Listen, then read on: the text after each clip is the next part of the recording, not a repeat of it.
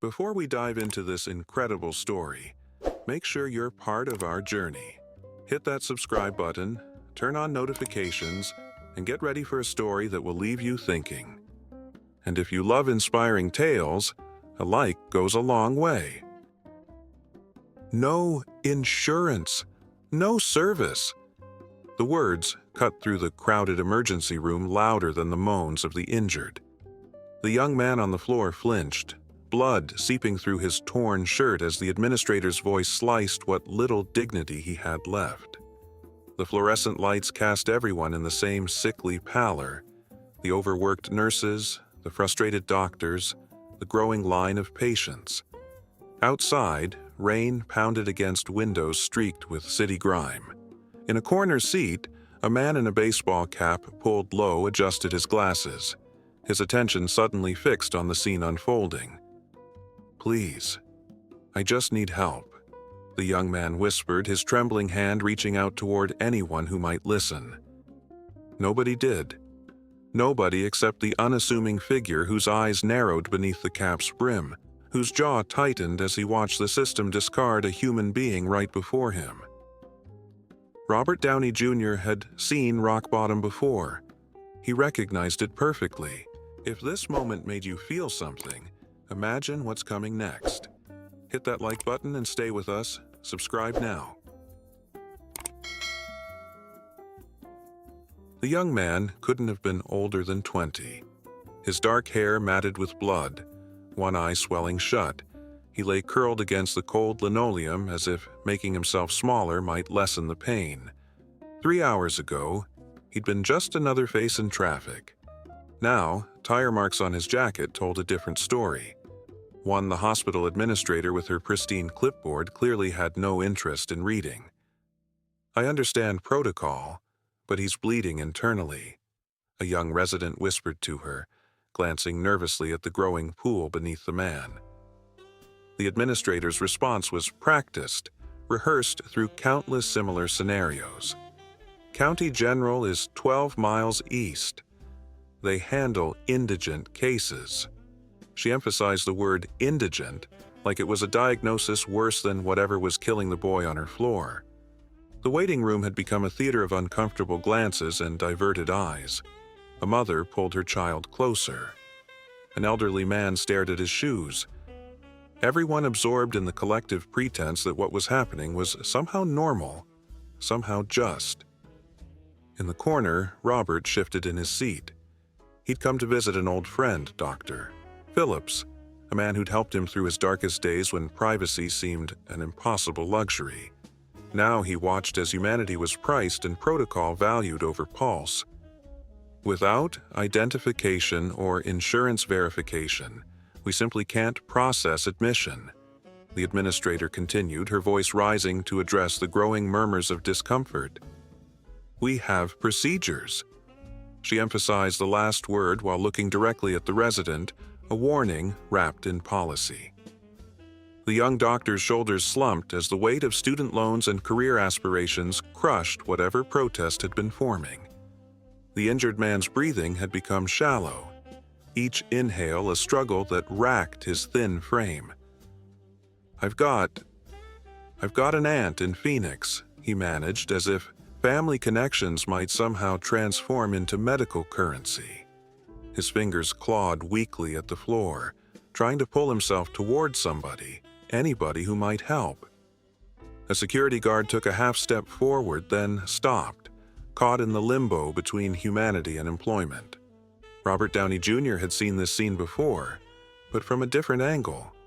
Years ago, it had been him desperate on the floor of places that looked much like this, though back then his name had opened doors that remained firmly closed to others.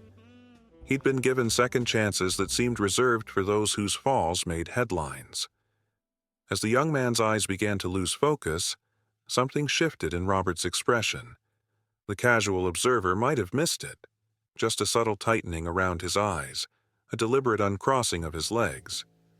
But those familiar with the actor's work would recognize it immediately. Iron Man was about to enter the scene. Things are about to take a turn. Don't miss what happens next. Subscribe, like our video, and keep watching.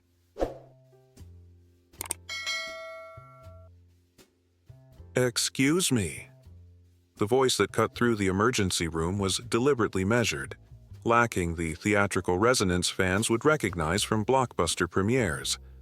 Robert rose from his seat, pulling off his cap and glasses in one smooth motion. Recognition rippled through the room. Whispers, gasps, the sudden illumination of smartphone screens. The administrator turned, irritation flickering across her face at this new interruption, then freezing as celebrity materialized before her. "Mr. Downey, we didn't know you were," she stammered, clipboard clutched suddenly to her chest like armor. The transformation was immediate, her spine straightening, a professional smile attempting to erase the callousness of moments before. Robert didn't return the smile. Instead, he knelt beside the young man, his designer jeans soaking up blood from the linoleum without hesitation. "What's your name, kid?" he asked softly, placing a gentle hand on the young man's shoulder. The injured man blinked up through his one good eye, confusion clouding his pain-struck face. "Marcus," he whispered, not fully comprehending why Iron Man was suddenly beside him on the emergency room floor. Robert turned to the administrator, who was rapidly cycling through expressions: shock, recognition, calculation, opportunity. "I'm curious," he said, his voice carrying the casual danger that made his on-screen villains so compelling. "Which part of the Hippocratic Oath covers checking for insurance before checking for a pulse?" The waiting room had transformed into a theater of a different kind. Phones captured every moment as the administrator's face flushed crimson.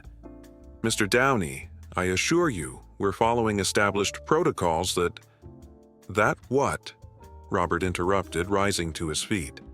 "That determine who deserves to live based on their credit score? I've been in places like this before, ma'am. Both sides of the clipboard. The difference is people saw Robert Downey Jr., not just another junkie. This kid deserves the same chance I got." The young resident who had tried to intervene earlier stepped forward, emboldened. "His abdomen is rigid, possible internal bleeding," she stated, her voice stronger now. "We need to get him into trauma 3 now."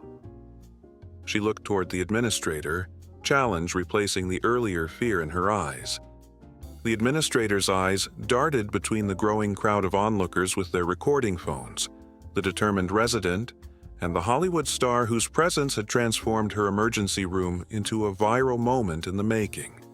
Hospital protocol was clear, but so was the PR disaster unfolding before her. "We can't just—" "I'll cover it," Robert said simply, pulling out his wallet. "Whatever it costs. But he needs treatment now. Not after a committee decides if his life is worth saving." His words hung in the air, heavy with the weight of personal experience. Everyone present knew the stories of his past: the arrests, the rehab stints, the spectacular fall, and even more spectacular redemption. Marcus groaned, his breathing becoming more labored. The sound galvanized the resident into action. "Get a gurney!" she shouted to a nearby nurse, professionalism overriding hierarchy. 2 orderlies moved forward, no longer waiting for administrative approval. As they lifted Marcus onto the stretcher, his hand reached out weakly, grasping Robert's sleeve. "Thank you," he whispered, a tear cutting a clean path through the grime on his face. Robert simply nodded, the gesture containing volumes that no scripted line could capture. As they wheeled Marcus toward the trauma room, the administrator found her voice again. "This story is only getting deeper. What would you do in this situation? Comment below, and let's talk." "This is highly irregular," the administrator declared, attempting to reclaim control of her emergency room. "There are forms, procedures." Her protest died as Robert turned to face her fully, the full force of his presence no longer masked by the casual disguise. "You know what's irregular?" he asked, voice rising enough for everyone to hear clearly, each word precise as a surgeon's cut. that we're even having this conversation while someone bleeds out on your floor. That in the wealthiest country in the world, we've decided some lives matter less than paperwork. The emergency room had fallen completely silent.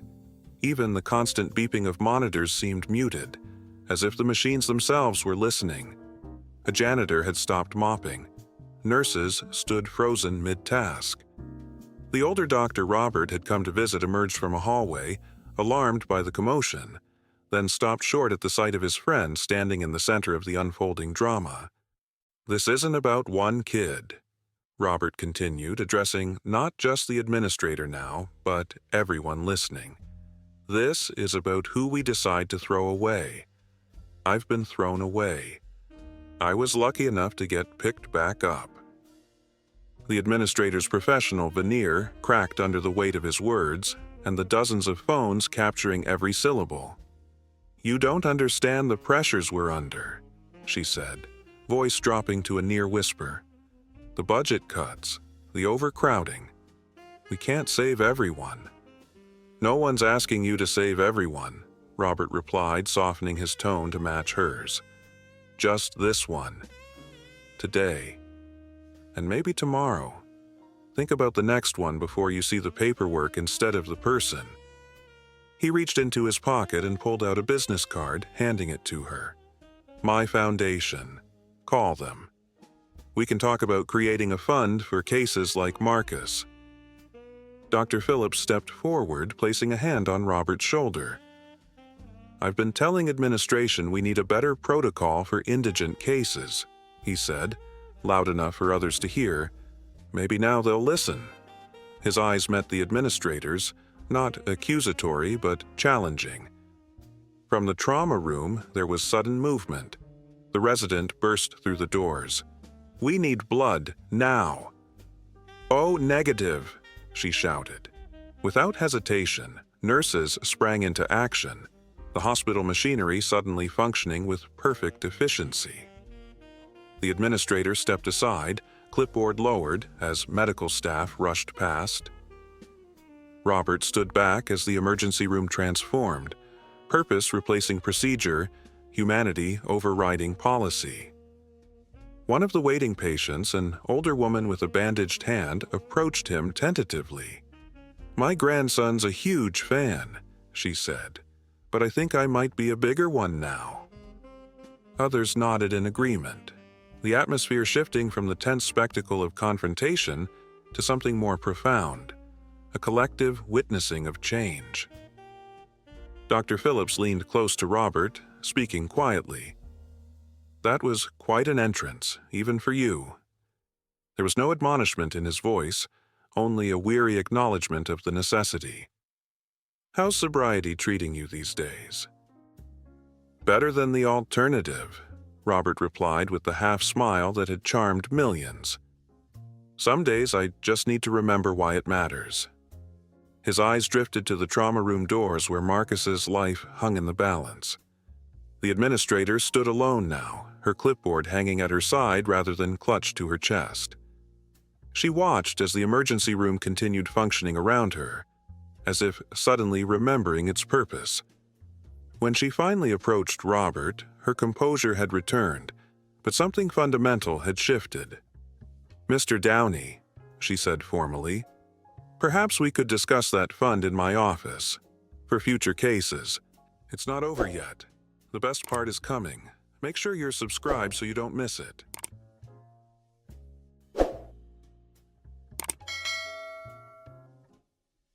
Three hours later, Robert sat beside Marcus's recovery bed, having traded his blood-stained jeans for hospital scrubs borrowed from Dr. Phillips.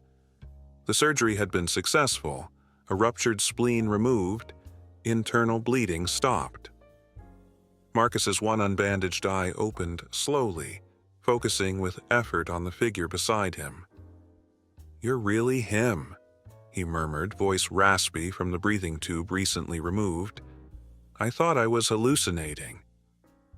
Robert smiled, the genuine warmth that fans rarely glimpsed on red carpets. "Nope, really me. How you feeling, kid?" "Like I got hit by a car." Marcus replied with a weak attempt at humor, then sobered. They told me what you did. Why would you do that for me? You don't even know me. Outside the recovery room, the story had already exploded across social media.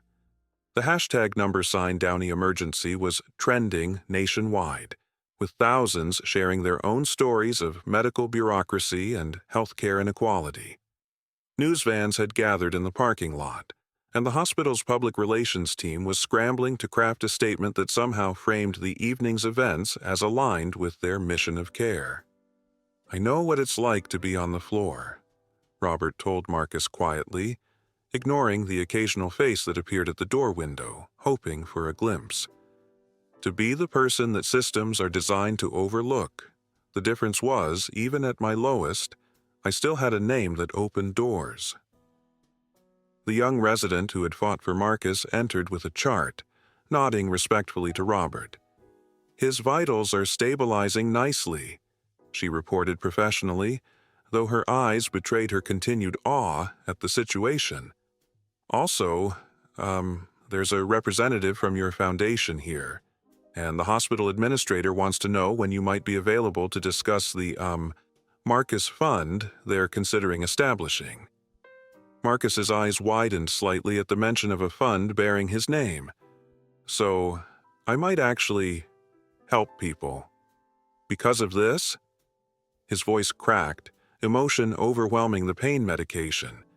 Robert squeezed his hand gently, remembering the countless hands that had reached out to him during his own darkest hours. Sometimes it takes seeing a single person on the floor to remember that's not where anyone belongs, Robert said. The system won't change overnight, but maybe tonight it shifted just a little. He stood, knowing his friend Dr. Phillips was waiting, that cameras were gathering, that this moment of quiet with Marcus was fleeting. At the door, he turned back one last time. Your aunt in Phoenix. Want me to call her for you? Marcus nodded gratefully, a tear sliding down his cheek. As Robert stepped into the corridor, he was no longer the disguised visitor or the righteous advocate. He was simply a man who had once been broken, recognizing that same brokenness in another, and remembering that even heroes, especially heroes, are made in the moments when no one expects them to rise. Wow, what a story! If this moved you, imagine what else we have for you. Hit that like button, drop a comment, and let us know what you think.